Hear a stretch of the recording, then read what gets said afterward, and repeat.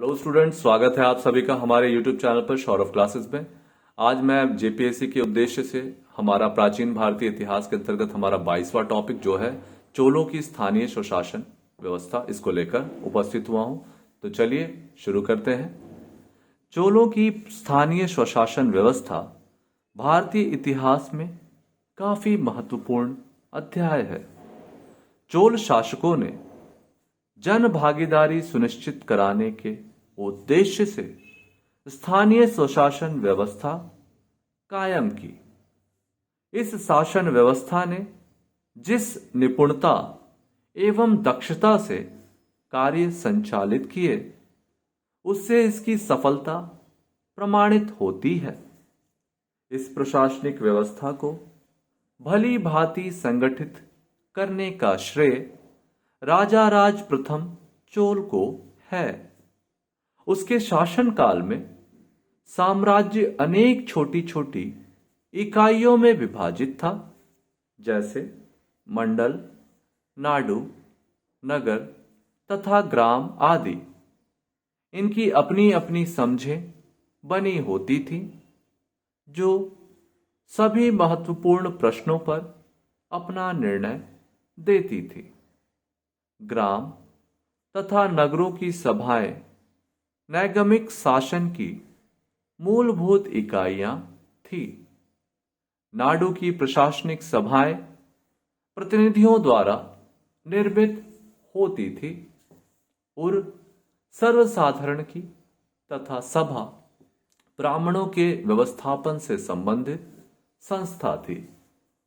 कुछ अभिलेखों में नाडु की स्थानीय संस्था को नाटतर और नगर की श्रेणी को नागतर कहा जाता था। सबसे अधिक विकसित और संगठित शासन गांव की सभा या महासभा का था। सभा या महासभा के सदस्य गांव के निवासियों द्वारा नियमतः निर्वाचित होते थे। उत्तर मेरूर के 914 तथा 929 ईस्वी के दो लेखों में स्थानीय महासभा के कार्य संचालन प्रणाली पर पर्याप्त प्रकाश पड़ता है। वरीयम की सदस्यता के लिए 35 से 70 वर्ष के ऐसे व्यक्ति का नामांकन होता था जिसके पास 1 या 1.5 एकड़ भूमि हो तथा जो अपनी भूमि पर बने मकान में रहता था। इसके अलावे उसे वैदिक मंत्रों का जानकार भी होना आवश्यक था। 3 वर्ष तक समिति में रह चुकने, हिसाब प्रस्तुत ना करने, चोरी तथा पाप कार्यों में भागी व्यक्ति नामांकन के लिए अयोग्य समझे जाते थे। प्रत्येक महासभा शासन की सुविधा के लिए अनेक समितियों में विभाजित थी। सामान्य प्रबंध समिति, उपवन समिति, सिंचाई समिति, कृषि समिति, लेखा जोखा समिति, भूमि प्रबंध समिति, मार्ग समिति, देवालय समिति इत्यादि।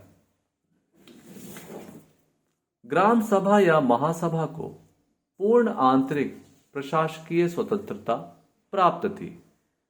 भूमिकर सभा ही वसूल करती थी। वह द्रव्य या भूमि के रूप में निधियों अथवा धरोहरों का ट्रस्टी होती थी। उसे स्थानीय अपराधों के संबंध में न्याय करने का अधिकार प्राप्त था। जो लोग समय पर भूमि कर नहीं देते थे, उनकी भूमि महासभा नीलाम कर सकती थी। भूमि तथा सिंचाई संबंधी झगड़ों का निर्णय करना भी महासभा का मुख्य कार्य था।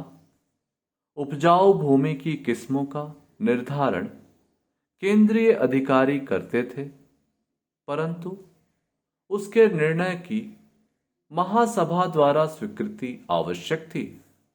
ग्राम सभा मठों की सहायता से संस्कृत तथा तमिल भाषा व साहित्य की शिक्षा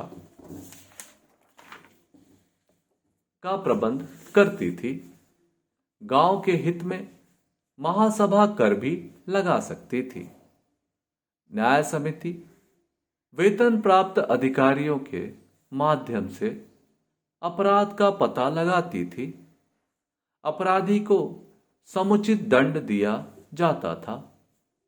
सरकारी अधिकारी ग्राम सभा के कार्य संचालन और लेखे जोखे का निरीक्षण करते थे। इस संबंध में गबन, चोरी तथा असावधानी के लिए राज्य की ओर से सदस्यों को कठोर दंड देने की व्यवस्था थी। इस प्रकार निष्कर्षतः हम पाते हैं कि इन स्वसंचालित संस्थाओं में केंद्रीय सत्ता असाधारण परिस्थितियों में ही हस्तक्षेप करती थी। इन संस्थाओं ने न केवल सत्ता का विकेंद्रीकरण किया, अपितु जनता में आत्मनिर्भरता की भावना को बढ़ाया तथा केंद्रीय सरकार के दायित्व को हल्का किया। इस प्रकार हमारा यह विषय यहीं समाप्त होता है। धन्यवाद।